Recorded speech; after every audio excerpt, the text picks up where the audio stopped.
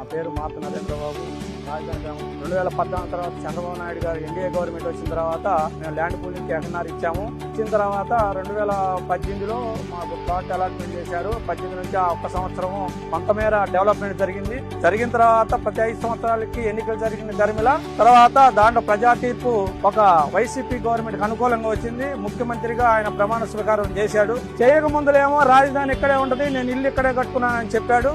కానీ గెలిచిన తర్వాత 3 రాజధానులు అనే కాన్సెప్ట్ తీసుకొచ్చి 3 రాజధానులనే ఆటాడి ఈ రాజధాని అమరావతి మీద విషం చిమ్మి ఇది ఒక శ్మశానం అని అడివని ఏ పని చేయకుండా ఈ రాజధానికి భూములు ఇచ్చిన రైతుల్ని రోడ్డు పాలు చేసి ధర్నాలు చేసి ఈ రైతులు దాదాపు 48 మంది ప్రాణం విడిచారు ఈ పోరాటంలో. కనీసం రైతుల ఆత్మహత్యల్ని పరిగణలో తీసుకెళ్ళిన ఒక్కసారి రైతులను పరామర్శించడానికి కూడా రాని ముఖ్యమంత్రి ఎవరైనా ఉన్నారంటే అది వైఎస్ జగన్మోహన్ రెడ్డి ఒకడే. కానీ ఎప్పుడు ప్రజా తీర్పు ఒకరికి అనుగుణంగా ఉండదు. కాలక్రమేణా ఆ పరిపాలన మీద ప్రజలు తీర్పు బాగుంటే వాళ్ళకి రెండోసారి అధికారం ఇస్తారు. కానీ ఈయన ప్రజాకంటకంగా పరిపాలన చేశాడు కాబట్టి తీసుకొచ్చి 2024లో ఆయన 11 సీట్లు ఇచ్చి పక్కన కూర్చోబెట్టారు. తర్వాత వచ్చిన ఎన్డీఏ గవర్నమెంట్ వచ్చిన తర్వాత ఈ రాజధాని పనులు స్పీడ్ తో పనులు జరుగుతున్నాయి. ఇక్కడ రాజధాని రైతులు కూడా ఆనందోత్సవాల్లో ఉన్నారు. మేము ఇక్కడ చూస్తున్నాం. ఎవరైనా సరే రాజధానిలో పనులు జరగట్లేదు, రాజధానిలో ఏమీ జరగట్లేదు అనే వాళ్ళకి వాళ్ళు రమ్మనండి ఈ రాజధాని ప్రాంతానికి. మేము దగ్గరుండి ఇది ఎంత